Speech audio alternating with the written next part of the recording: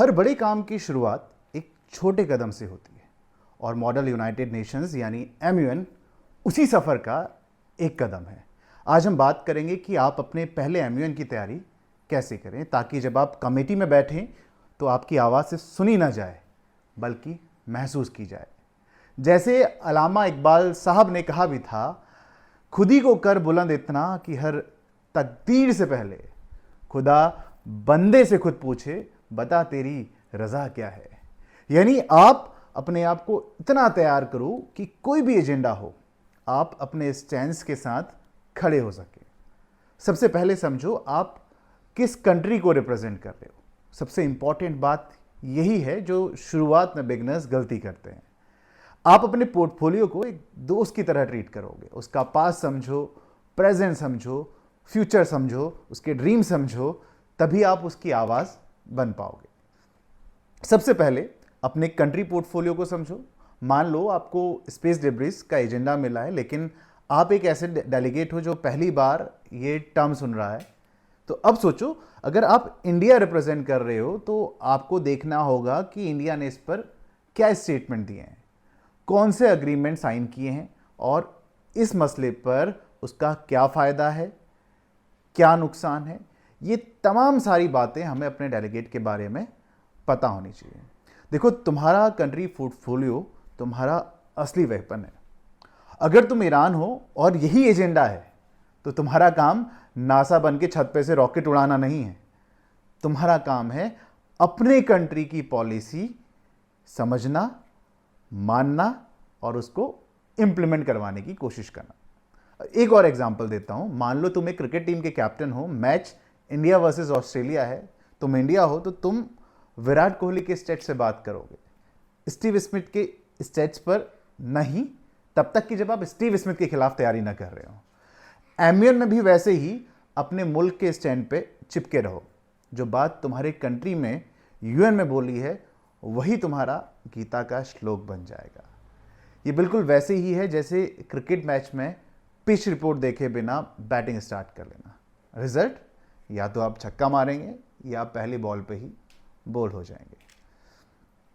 अब दूसरी बात, एजेंडे को पोर्टफोलियो से स्टिक करने का एक सिंपल सा एग्जांपल। मान लो एजेंडा है क्लाइमेट चेंज और आपका पोर्टफोलियो है मालदीव्स। अब मालदीव्स का पूरा एग्जिस्टेंस ही क्लाइमेट चेंज से जुड़ी प्रॉब्लम पर डिपेंड करता है, क्योंकि सी लेवल राइज हो रहा है। तो आप अगर डिबेट पॉइंट को वापस ला सको इसी बात पर, this is not just an environmental issue for us, it's a matter of survival. Agenda सिर्फ एक टॉपिक नहीं है, वो आपकी पूरी स्पीच का बैकबोन है। और अगर आप ऐसा कर पाते हैं तो आप कामयाब जरूर होंगे। अगर आपको एजेंडे का मतलब ही क्लियर नहीं है तो आप हर डिस्कशन में यस या नो बोलने वाले बैकग्राउंड कैरेक्टर बने रह जाओगे। MUN में आप अकेले कुछ नहीं कर सकते। रेजोल्यूशंस पास होते हैं अलायंसेस से। थोड़ा स्वीट टॉक, थोड़ा गिव एंड टेक। जैसे स्कूल में क्रिकेट टीम बनाते वक्त बेस्ट बैट्समैन को आप अपनी तरफ लाने की कोशिश ज़रूर करते रहे होंगे। बशीर बद्र कहते हैं, दुश्मनों को साथ रखना दोस्त बनाने के लिए रात दिन धूप छांव हवा के साथ चलना है। यानी डिप्लोमेसी में हर रिश्ते को संभाल के चलना होता है, चाहे वो आपके ब्लॉक में हो या अपोजिशन में। MUN एक बैटलफील्ड भी है और एक चाय की टपरी भी। ऐसा मैं क्यों कह रहा हूँ, इस बात को समझने की कोशिश करना। बैटलफील्ड इसलिए क्योंकि हर कोई अपना पॉइंट पुश करेगा। टपरी इसलिए क्योंकि कॉफ़ी ब्रेक में तुम्हें एलाइज बनाने हैं। यह एक मुहावरा फिट बैठता है, लोहा लोहे को काटता है लेकिन मिठास हर दिल को जीत लेती है। आप चाहे कितनी भी रिसर्च कर लो, अगर आप बोल नहीं पाते कॉन्फिडेंटली तो सब बेकार है। प्रैक्टिस करो, मिरर के सामने, फ्रेंड्स के सामने या फ़ोन पे रिकॉर्ड करके, जैसे भी हो बस प्रैक्टिस करो। मिरर के सामने बोलना या अपने दोस्त को स्पीच सुनाना, ये छोटी सी चीज़ें आपकी कॉन्फिडेंस को डबल कर देती हैं। और याद रखो, MUN में सिर्फ आपका कंटेंट नहीं, आपकी बॉडी लैंग्वेज भी वोट लेती है। कमेटी में बोलते वक्त आपको ऑकवर्डनेस भी आ सकती है अगर आप बगैर प्रैक्टिस के वहाँ जाएं। बोली में बस वही शक्ति है जो तलवार में होती है। फ़र्क इतना है कि चोट दिल पर लगती है formal attire, confident, posture and a smile, ये सब आपका पहला इंप्रेशन बनाते हैं। आपका पहला एम्यून हो लेकिन आपको देख के किसी को लगे नहीं कि आप बिगिनर हो। हर स्पीच, हर आर्ग्यूमेंट का नोट लो, ये आपके रिबेटल्स में काम आएगा, क्योंकि जब आप अपोनेंट की बात का रेफरेंस दे के जवाब दोगे तो आप इंस्टेंटली पावरफुल लगोगे। मेरे पिताजी एक कहावत कहा करते थे, जो सोवत है वो रोवत है, जो जागत है वो पावत है। एम्यून में भी अगर तुम एजेंडा पर सोते रहोगे तो दूसरे डेलीगेट्स तुम्हारे पोर्टफोलियो का केक खा जाएंगे। राहुल सांस्कृत्यायन का एक कोट यहाँ बहुत सही सा लगता है, यात्रा एक ऐसी शिक्षा है जिसमें मनुष्य अपने अस्तित्व को समझता है।